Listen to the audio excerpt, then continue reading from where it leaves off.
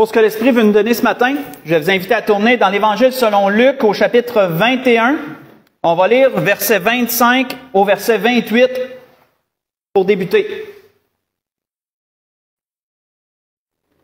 Donc, dans l'Évangile selon Luc, chapitre 21, verset 25 au verset 28. Pour vous mettre dans le contexte, on se transporte dans ce qu'on considère l'un des grands messages du Seigneur qui, suite à la question de certains disciples, quand est-ce qu'arriverait la fin du monde, à quel signe qu'on reconnaîtrait ces choses-là, à quel signe qu'on reconnaîtrait ton retour, etc. Le Seigneur leur a donné une série d'événements. Et entre autres choses ici, nous allons voir comment le Seigneur décrit un état d'esprit qui régnera à ce temps-là. On voit qu'il est dit, verset 25, Luc chapitre 21, « Il y aura des signes dans le soleil, dans la lune et les étoiles. » Autrement dit, au moment où que ces choses s'accompliront, les astres, comme on les connaît, vont paraître de façon anormale. Ils ne seront pas dans la normalité. Elle sera une éclipse.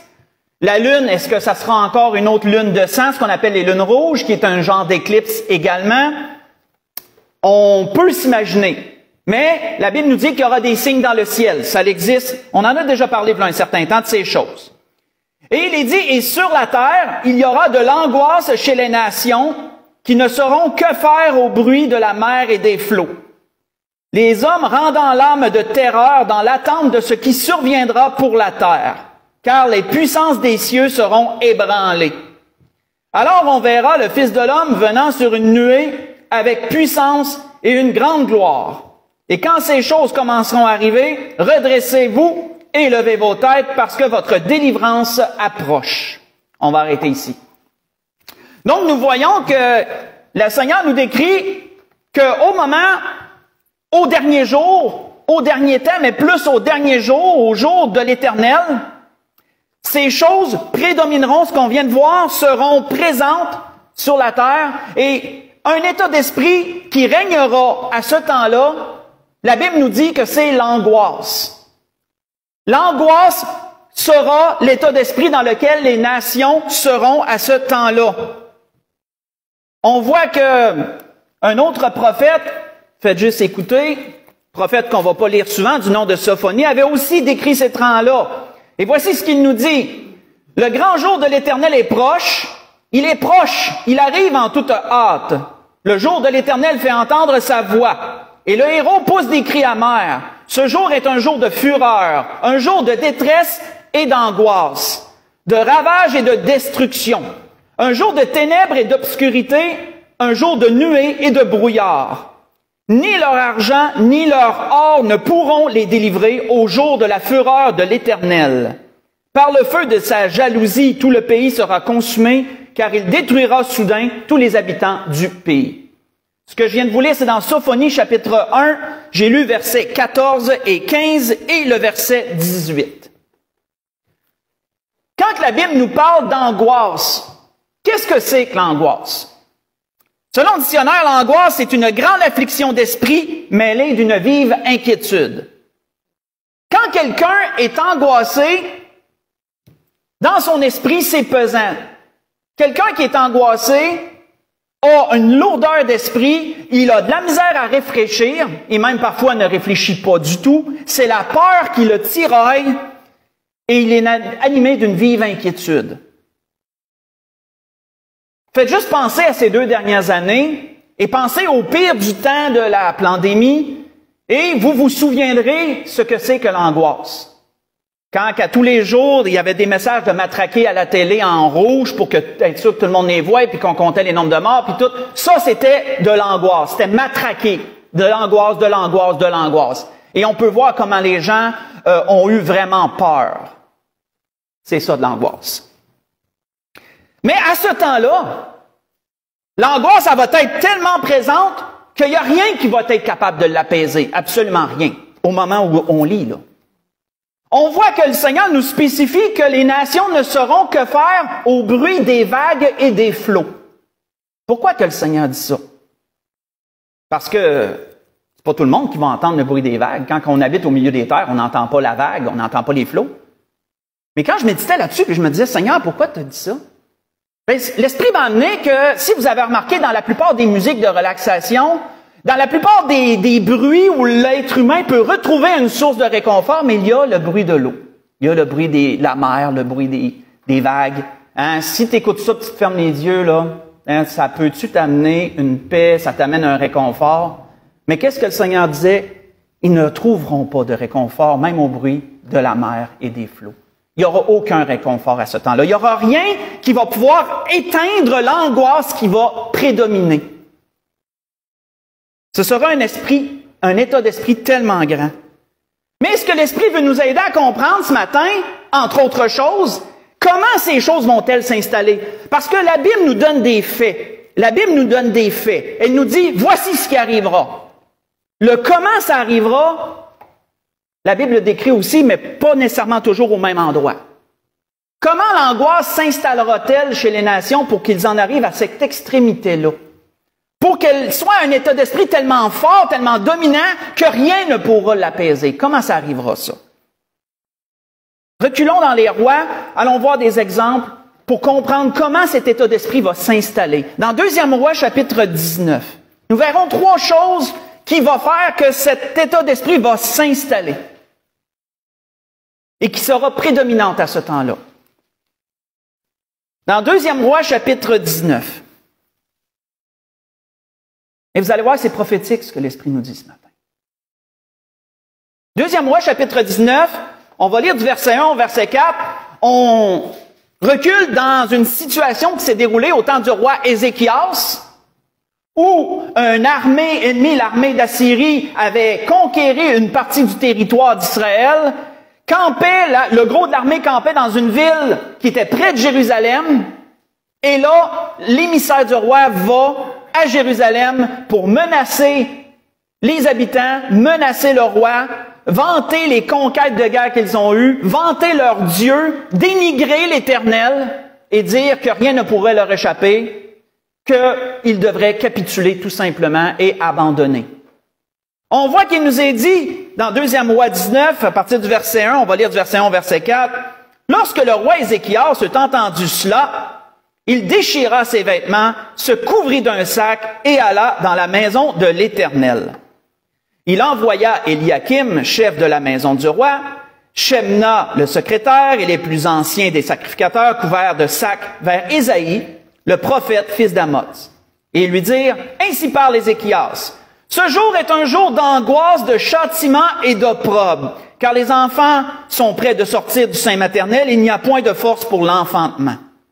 Peut-être l'Éternel ton Dieu a-t-il entendu toutes les paroles de Rabshakeh, qui était l'émissaire, que le roi d'Assyrie, son maître, a envoyé pour insulter le Dieu vivant. Peut-être l'Éternel ton Dieu exercera-t-il ses châtiments à cause des paroles qu'il a entendues. Fais donc monter une prière pour le reste qui subsiste encore. » On va arrêter ici. Nous voyons quoi, frères et sœurs? Nous voyons que ce qu'ils ont reçu comme menace, ce qu'ils ont reçu de la part de l'émissaire comme parole, les a angoissés. Et c'est bien normal. Parce que ça, c'est une des choses qui amène l'angoisse, c'est que si quelqu'un te menace avec véhémence, avec force, ça frappe, ça frappe l'esprit, ça frappe l'esprit, ça frappe le corps. Si tu es menacé par quelqu'un, peut-être même le doigt pointé, imaginez-vous quelqu'un qui vous en veut puis il vous menace avec le doigt pointé, bien vous allez vivre de l'angoisse, ça peut pas être autrement. Et si c'est quelqu'un d'autorité qui te menace, tu vas vivre encore plus d'angoisse. Et si c'est un groupe qui te menace, tu vas vivre encore plus d'angoisse. Les paroles qu'on reçoit peuvent générer de l'angoisse si ce sont des paroles mauvaises et menaçantes. On voit que ici, ce qu'ils ont reçu comme parole les ont angoissés. Parce que oui, la chair est ainsi. La chair peut être angoissée. On voit que Éliphaz, un ami de Job, avait relevé la puissance des paroles en ce sens. Comment les paroles peuvent générer des émotions. Comment qu'elles génèrent des émotions, parfois négatives, parfois positives, mais négatives entre autres. Et qu'est-ce qu'Éliphaz relevait à Job sur cela? C'est vrai. Il dit, le méchant passe dans l'angoisse tous les jours de sa vie. Toutes les années qui sont le partage de l'impie, La voix de la terreur retentit à ses oreilles. Au sein de la paix, le dévastateur va fondre sur lui. La détresse et l'angoisse l'épouvantent. Elle l'assaille comme un roi prêt à combattre.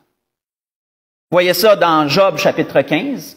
J'ai lu verset 20, verset 21 et le verset 24. Éliphaz décrivant comment Dieu peut menacer le méchant, mais comment que les paroles vont produire de l'angoisse. Ces paroles-là peuvent produire de l'angoisse. Et ça, frères et sœurs, ça sera l'une des raisons de l'état d'esprit que nous avons lu dans Luc. Les gens vont tellement entendre de mauvaises nouvelles, répétées, constantes, de plus en plus fortes, sur tellement de choses, que ce soit à la télévision, que ce soit sur les réseaux sociaux, ils seront complètement asservis de mauvaises nouvelles, de toutes parts, et il n'y aura pas d'autre choix que d'éprouver de l'angoisse à ces temps-là. Comment que Ézéchias s'est-il prémuni de cela? Comment s'est-il protégé? Comment a-t-il réagi face à l'angoisse des paroles qu'il a reçues? Il s'est humilié, il est allé dans la maison de Dieu. Et il a dit au prophète qu'on considère quelqu'un qui communique avec Dieu, qui est plus près de Dieu que nous. Parfois, on peut considérer les pasteurs de cette façon-là. Ça peut arriver. Il a été voir le prophète, puis il a dit, prie pour nous. Prie l'Éternel pour nous. Peut-être que Dieu va exercer ses jugements sur lui. Et il avait raison, parce que quand on connaît l'histoire, que j'ai d'ailleurs déjà prêché il y a quelque temps, c'est sur Facebook, c'est sur les messages, j'avais prêché entièrement sur cette histoire-là. Et Dieu a délivré le peuple à cause des prières qui sont montées vers lui. Parce que Dieu a montré aux païens que c'est lui qui domine en bout de ligne, puis que c'est lui qui peut renverser toute chose en bout de ligne. Ça, c'est une chose. Allons en voir une autre. Allons dans la Genèse au chapitre 32. Dans la Genèse au chapitre 32. On recule. Au temps de Jacob. Voyons une autre chose qui va amener l'angoisse qui prédominera au temps de la fin. Les paroles, c'est une chose. Les paroles de menace, les paroles négatives, mauvaises nouvelles. Ça amène l'angoisse. Quelle sera une autre chose qui amène l'angoisse? On va le voir dans cette histoire ici de Jacob, dans cette portion d'histoire qu'il a vécue, où que Jacob, lorsqu'il a resté plusieurs années chez son beau-père Laban, pour marier ses deux filles, et pour aussi se bâtir un cheptel, un peuple, excusez-moi, pas un peuple, mais un troupeau à lui, des possessions à lui, et qui ensuite est parti parce que Dieu lui a dit, retourne vers ton frère, retourne vers Ésaü. On voit que il est dit à partir du verset 3 de la Genèse chapitre 32, à partir du verset 3, Jacob envoya devant lui des messagers à Ésaü, son frère, au pays de Séhir, dans le territoire d'Édom. Il leur donna cet ordre, « Voici ce que vous direz à mon seigneur Ésaü. Ainsi parle ton serviteur Jacob, j'ai séjourné chez Laban et j'y suis resté jusqu'à présent. J'ai des bœufs, des ânes, des brebis, des serviteurs et des servantes. Et j'envoie l'annoncer à mon seigneur pour trouver grâce à tes yeux. » Les messagers revinrent auprès de Jacob en disant, « Nous sommes allés vers ton frère Ésaü et il marche à ta rencontre avec 400 hommes. » Jacob fut très effrayé et saisi d'angoisse. Il partagea en deux camps les gens qui étaient avec lui, les brebis, les bœufs et les chameaux. Et il dit, si Ésaü vient contre l'un des camps et se bat, le camp qui restera pourra se sauver. On va arrêter ici. Frères et sœurs, l'angoisse survient par les paroles qu'on reçoit, mais également l'angoisse va survenir par notre anticipation des choses qui s'en viennent. Quand tu reçois des mauvaises nouvelles et quand tu vois une menace lointaine ou une potentielle menace lointaine, qu'est-ce que tu vas faire? Tu vas l'anticiper. Autrement dit, dans ton esprit, tu vas te projeter comme si tu étais déjà rendu là pour être capable un peu d'appréhender qu'est-ce qui va se passer. C'est ça l'anticipation. Quand tu anticipes quelque chose, c'est que tu vas comme dans le futur, tu te projettes dans l'avenir, proche ou plus lointain, et tu te demandes comment je vais réagir. Qu'est-ce que je vais faire? Tu l'anticipes. Mais quand tu anticipes quelque chose, C'est pas nécessairement mauvais parce que ainsi l'être humain peut se préparer à faire face aux choses. Mais qu'est-ce qui peut arriver? C'est que ça peut générer de l'angoisse, ça, d'anticiper. Surtout si ce qui est devant toi est dangereux pour toi. Si c'est une menace, un danger potentiel, ça va générer de l'angoisse que d'anticiper ce qui s'en vient. On voit que Jacob, c'est ce qu'il a fait. Lorsque Jacob avait déjà crainte d'aller vers son frère Ésaü parce qu'il n'était pas resté en bon terme, n'était pas parti en bon terme, mais Ésaü voulait le tuer quand il est parti. Même si ça faisait bien des années, Jacob ne savait pas dans quel état d'esprit Ésaü était, là, où qu'il était rendu. Entretenait-il toujours cette menace, cette rage meurtrière contre lui? Il ne savait pas. Mais quand les messagers sont venus puis ils ont dit il s'en vient avec 400 hommes, mais ça n'a pas pu faire autrement que Jacob de se sentir menacé, de dire il vient pas tout seul, il vient avec son armée, il vient qu'une partie de l'armée, là. Il vient faire quoi? Sans doute qu'il vient pour me tuer, pour m'achever. Et là, Jacob, rempli d'angoisse face à cette anticipation-là des événements, ben il va faire quoi? Il va établir un plan de match. Il se dit, ben là, je vais séparer mon camp en deux.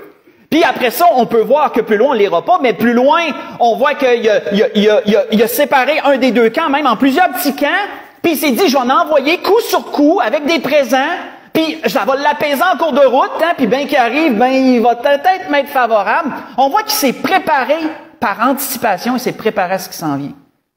Mais en bout de ligne, Ésaü, il a sauté au cou. Il était heureux de le voir et ils ont pleuré ensemble. Mais ça, on ne peut pas le savoir nécessairement. Quand tu anticipes une menace, c'est de l'angoisse qu'il va avoir. C'est de l'angoisse qu'il va avoir. On voit que les souffrances que notre Seigneur a vécues au jardin de Gethsémani, qu'est-ce qui nous est décrit? Faites juste écouter. Qu'est-ce qui nous est décrit? Il est dit à propos de notre Seigneur, ils allèrent ensuite dans un lieu appelé Gethsémani. Et Jésus dit à ses disciples, asseyez-vous ici pendant que je prierai. Il prit avec lui Pierre, Jacques et Jean, et il commença à éprouver de la frayeur et des angoisses. Hein, il leur dit, mon âme est triste jusqu'à la mort, restez ici, éveillez. Voyez ça dans Marc chapitre 14, verset 32 au verset 34. Pourquoi le Seigneur ressentait-il cette angoisse et cette frayeur? Parce que le Seigneur anticipait ce qui allait lui arriver prochainement. Le Seigneur l'anticipait. C'était pas encore là, mais le Seigneur savait que c'était en marche. Les choses s'en venaient. Le Seigneur l'anticipait. Et qu'est-ce que ça l'a fait d'anticiper? Ça l'a généré de l'angoisse. C'est normal. Et il y a une chose qu'on peut voir entre Jacob et le Seigneur qui est intéressant, puis c'est aussi appuyé par la psychologie, par la science, c'est que la menace soit vraie ou qu'elle soit potentielle, le corps ne fait aucune différence entre les deux. Ça va générer de l'angoisse d'une façon ou d'une autre.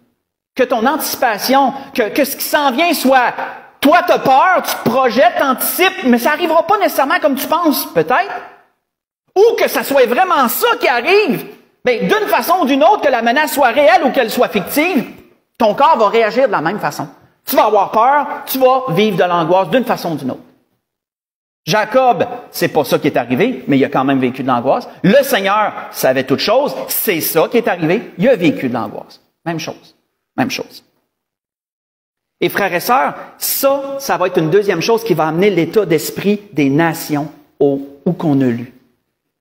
Avec toutes les mauvaises nouvelles qui vont venir de toutes parts, les gens vont anticiper le pire qui pourrait arriver et les gens vont vivre dans cet état de peur perpétuelle.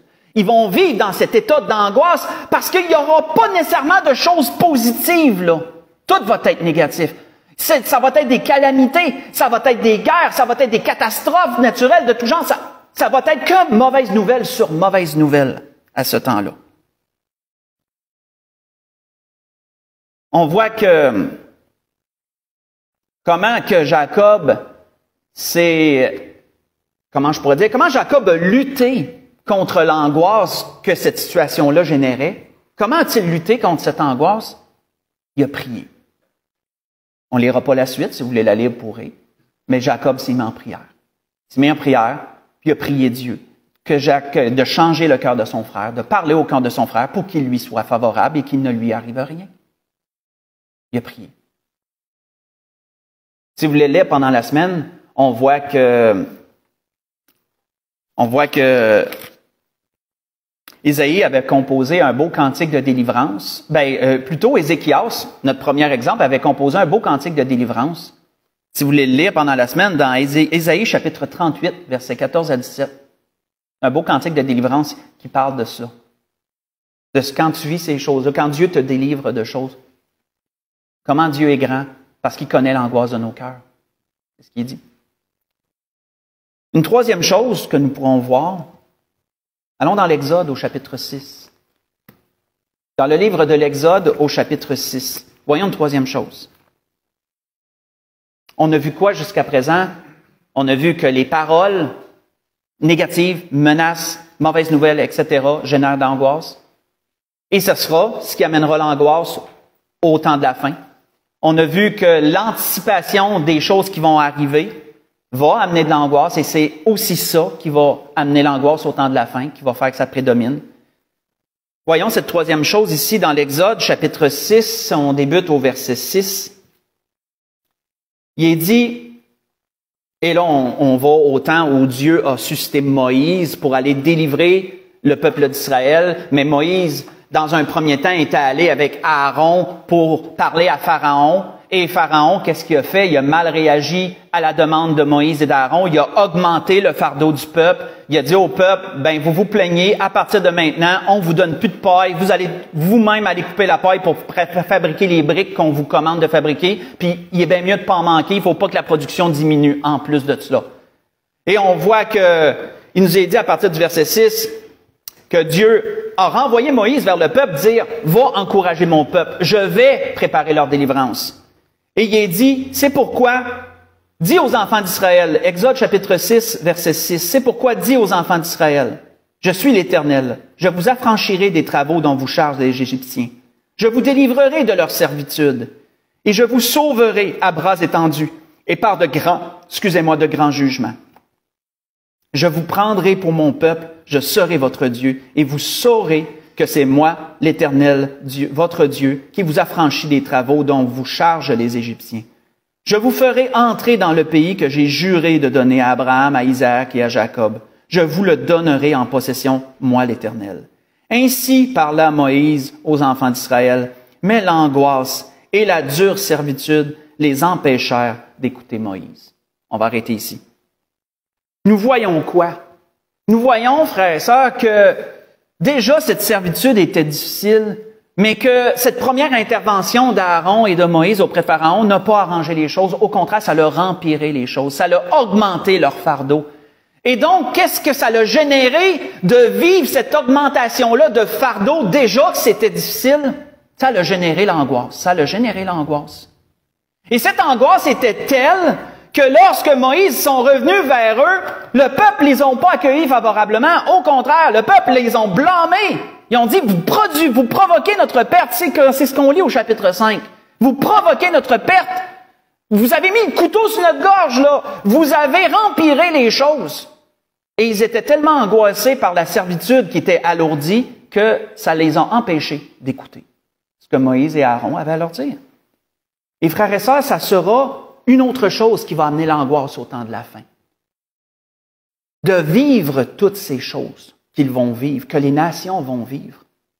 Toutes ces catastrophes, toutes ces mauvaises nouvelles, toutes ces guerres, maladies, mortalité, famine, et j'en passe. Toutes ces choses vont les angoisser, c'est normal. Quand on vit des choses difficiles, on vit de l'angoisse. Ils vont être tellement angoissés que lorsqu'ils entendront parler de repentance, les gens ne seront même pas capables d'accepter ça. L'angoisse sera trop grande. L'angoisse sera trop grande pour en arriver à se repentir. Donc, il y a ce qu'on entend, il y a ce qu'on anticipe, il y a également ce qu'on vit. Ces trois choses, puis comme vous voyez, c'est même des choses qui peuvent s'enchaîner une sur l'autre. Ces trois choses produisent de l'angoisse. Et ce sera ces trois choses qui produiront cela. On voit que pour qu'est-ce qui est de vivre de l'angoisse, certains avaient reconnu cela, les frères de Joseph, entre autres, avaient reconnu ça, que de vivre des choses difficiles produit de l'angoisse. On voit qu'ils l'avaient reconnu chez leur frère Joseph, à qui ils avaient fait beaucoup de tort. Et lorsqu'ils l'avaient mis dans cette citerne, se demandant ce qu'ils allaient faire de lui, qu'est-ce qu'il y est dit? Plus tard, ils ont réalisé quand Joseph leur a fait vivre de l'angoisse, lui aussi, à travers les épreuves qu'il leur a amenées, Ils sont rentrés dans d'eux-mêmes, et qu'est-ce qu'ils ont reconnu? Ils ont reconnu ceci, ils se dirent l'un l'autre alors, « Oui, nous avons été coupables envers notre frère, car nous avons vu l'angoisse de son âme quand il demandait grâce, et nous ne l'avons point écouté. » Et c'est pour cela que cette affliction nous arrive aujourd'hui. Et c'est ça qu'ils ont reconnu. Vous voyez ça dans Genèse 42, verset 21. Quand Joseph était dans ce trou-là, puis qu'il criait, il suppliait d'épargner sa vie, ils l'ont entendu, il était dans l'angoisse, mais ils ont fait la sourde oreille, puis ils ne l'ont pas écouté dans son angoisse. Et maintenant, ils vivaient eux-mêmes de l'angoisse. Et ça aussi, c'est une chose. Toutes ces choses, frères et sœurs, les nations les vivront au temps de la fin. Les nations les vivront. On voit que il y aura très peu d'espoir sur quoi s'accrocher à ces temps-là. Très peu d'espoir, beaucoup d'angoisse. Ça aussi, Isaïe l'avait prophétisé. Et Isaïe l'avait prophétisé en ces termes-là. En ce jour, prophétisait Isaïe, il y aura près de lui un mugissement, semblable comme celui d'une tempête sur la mer. En regardant la terre, on ne verra que ténèbres, avec des alternatives d'angoisse et d'espérance. C'est ça qu'il va y avoir dans ce temps-là. Des alternatives d'angoisse et d'espérance. Au ciel, l'obscurité régnera. Vous voyez ça dans Isaïe 5, verset 30. Mes frères et sœurs, il y a 2 semaines, j'ai prêché un message sur le Shemitah. C'est un message marquant. Et qu'est-ce que j'avais dit, entre autres choses, dans ce message? C'est que plusieurs, dont moi-même, croyons que nous sommes dans le début des douleurs.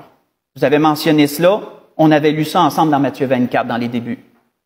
Que ces choses que le Seigneur disait au début, les bruits de guerre, etc., ne sera que le commencement des douleurs. Et j'avais dit à l'Église que nous sommes dans le début des douleurs. Nous sommes rendus là. Quand on regarde, frères et sœurs, toutes les mauvaises nouvelles qu'on a vues depuis ces 2 dernières années, et présentement, qu'est-ce qu'on nous dit? On peut reconnaître le genre d'angoisse qui sera un jour encore plus grand. Parce que déjà, ça recommence. Ça l'a été pendant 2 ans et déjà, ça recommence. Je vous donne des exemples. Déjà, on nous parle de 8e vague, comme s'il y en avait déjà eu une, mais bon. On nous parle de 8e vague de COVID. On nous parle du virus du Marburg. On nous parle de variole du singe, de la grippe de la tomate. Et c'est vrai, c'est pas une farce. Champignon mortel qui est détecté dans les hôpitaux. Ça a passé dernièrement, je l'ai même mis sur Facebook. Pénurie de nourriture, coupure de courant, crash économique mondial, guerre mondiale, etc., etc. Nous pouvons déjà voir, frères et sœurs, que l'angoisse. Et cet état d'angoisse qui est voulu, qui est désiré de la part du diable et de la part de certains autres, que les nations vivent dans cette angoisse, nous voyons que ce n'est que le commencement des douleurs. Ces choses-là vont rempirer. Déjà qu'elles sont... Et on va tomber dans l'automne et l'hiver, et ça ne sera pas mieux. Je ne sais pas si vous le saviez, mais en Europe, ça va vraiment pas bien avec les coupures de courant qu'ils annoncent, avec la pénurie d'électricité. Déjà en Allemagne, il est prévu et c'est déployé à partir du début d'octobre, c'est la loi martiale en Allemagne. C'est l'armée dans les rues. C'est l'armée dans les rues pour pas qu'il y ait d'émeutes. Et il y a déjà des mouvements aussi de militaires ailleurs, comme à Londres et ailleurs.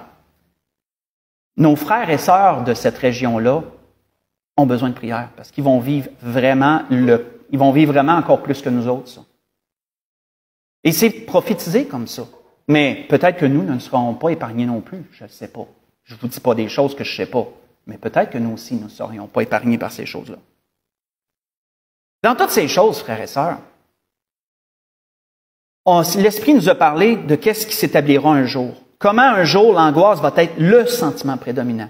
Nous voyons déjà, nous sommes dans le commencement des douleurs et nous voyons déjà ces choses s'établir. Angoisse par les paroles, les nations et même les chrétiens anticipent ce qui s'en vient et on en vit. Ces 3 choses vont installer l'angoisse. Le Seigneur ne nous a pas promis de nous épargner l'angoisse. Le Seigneur nous a promis de nous épargner de la colère qui s'en vient. Ça, c'est une certitude. Mais nous allons aussi goûter à l'angoisse des nations. Nous allons aussi goûter à ce qui s'en vient. Et nous sommes en train d'y goûter d'ailleurs. Nous sommes en train d'y goûter. Et nous y goûterons aussi prochainement. Mais dans toutes ces choses, frères et sœurs, nous ne sommes pas sans espérance. Le chrétien n'est pas sans espérance comparativement au monde. Comment le chrétien peut-il se prémunir, lui, de l'angoisse? Comment peut-il se protéger de ces choses qui vont l'asservir, l'attaquer psychologiquement, l'attaquer physiquement, spirituellement? Comment le chrétien va-t-il s'en protéger? Tournons dans le psaume 31. Allons voir cela. David nous le dit. Comment le chrétien va-t-il s'en protéger? Psaume 31, versets 1 à 8.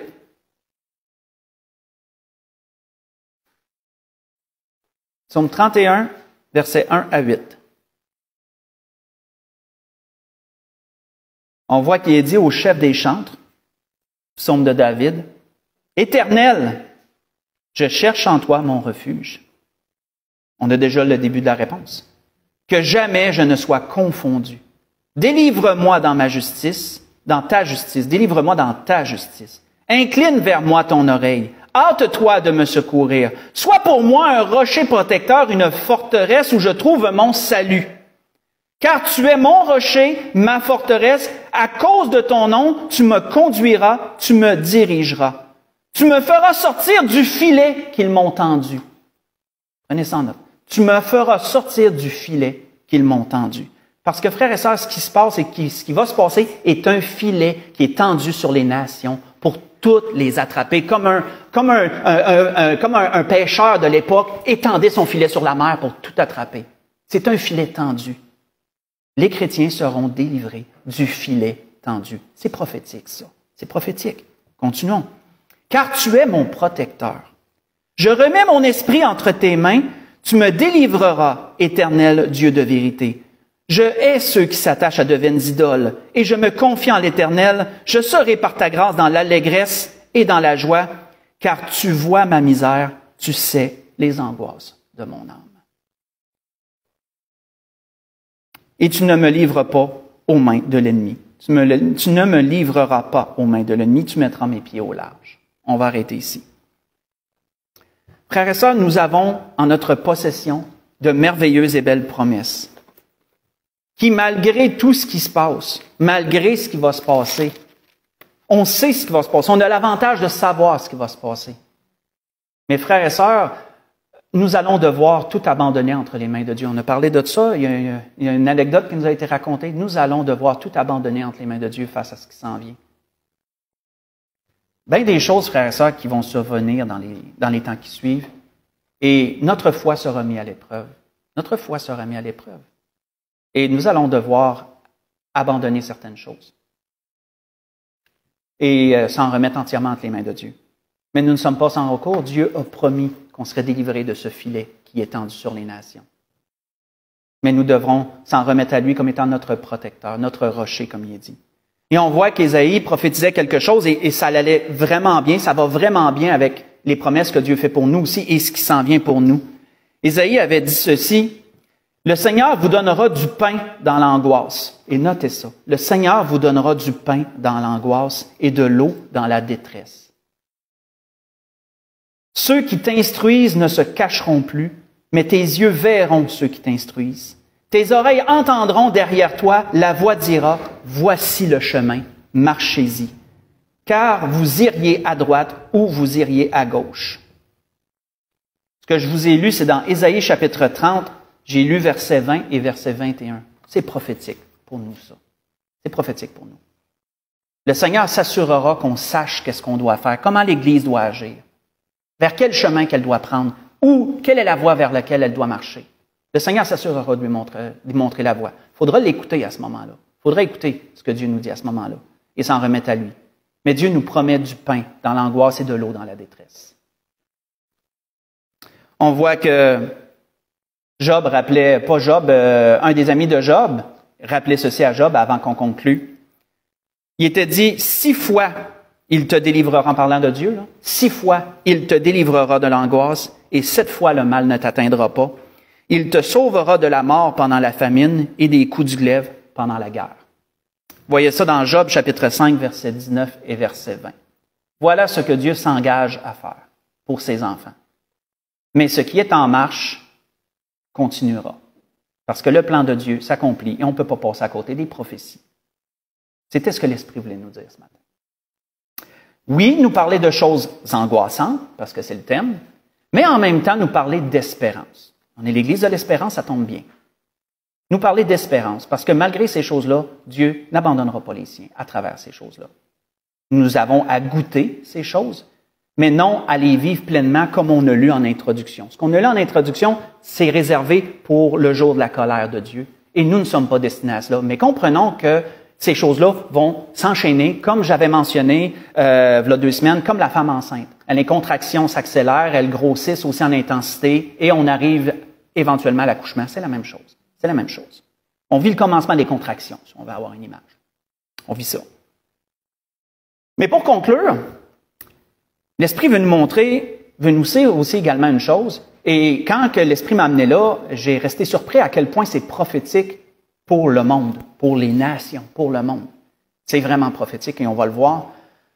Pourquoi Dieu va amener ces choses sur les nations? Pourquoi Dieu va faire ça?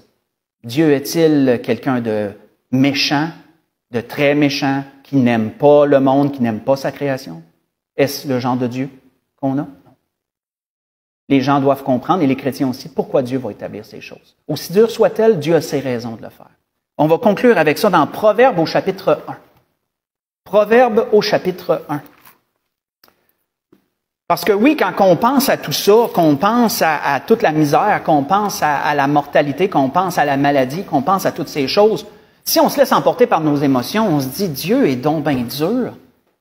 Mais si on se détache de nos émotions, puis qu'on essaie de se mettre, si c'est possible, dans l'esprit de Dieu un instant, puis de voir comment Dieu, lui, subit ce que le monde lui fait subir par sa méchanceté et par son abandon et par sa révolte.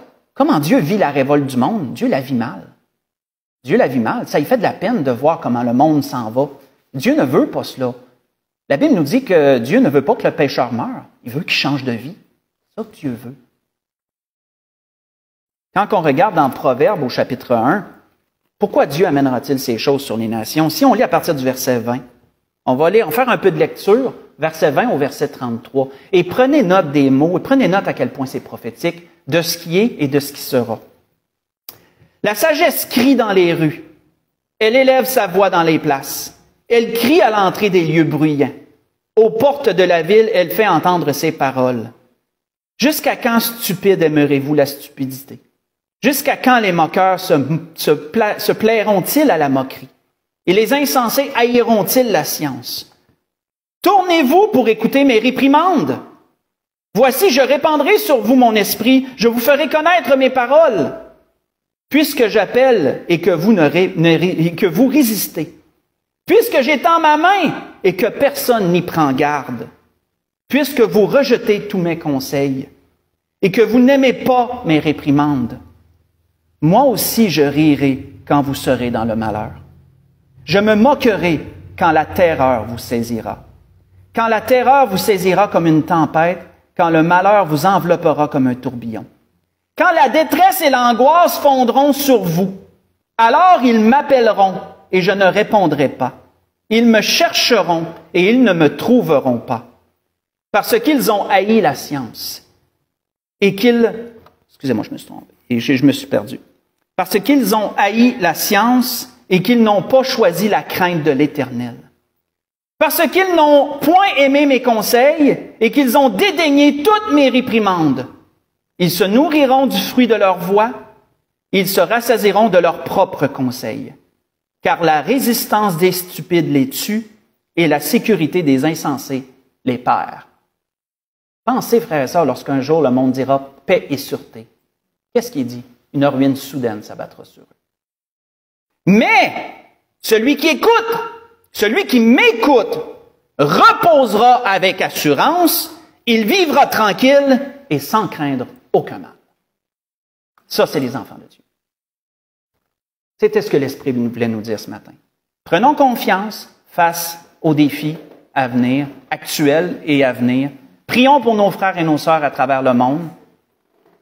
Prions le Seigneur pour que nous ne manquions de rien et qu'il nous préserve du pire, mais que sa volonté se fasse, un peu comme notre Seigneur priait au jardin de Gethsémani, hein? Père, Peut-être que cette coupe s'éloigne de moi, mais toutefois non pas ma volonté, mais la tienne. C'est comme ça qu'on doit vivre. Mais prenons confiance que si Dieu veut qu'on boive cette coupe, nous aussi, une partie de la coupe, ça c'est sûr, Dieu va nous protéger à travers ça. Dieu va nous protéger de l'angoisse. On va devoir s'accrocher à lui. On va devoir s'abandonner entre ses mains. Mais Dieu nous promet de nous préserver. Il nous promet de nous faire reposer en paix et de nous délivrer éventuellement de ces choses. C'était ce que l'Esprit voulait nous dire ce matin, prophétique et d'un avant-goût de ce qui s'en vient. On peut se lever pour un dernier cantique.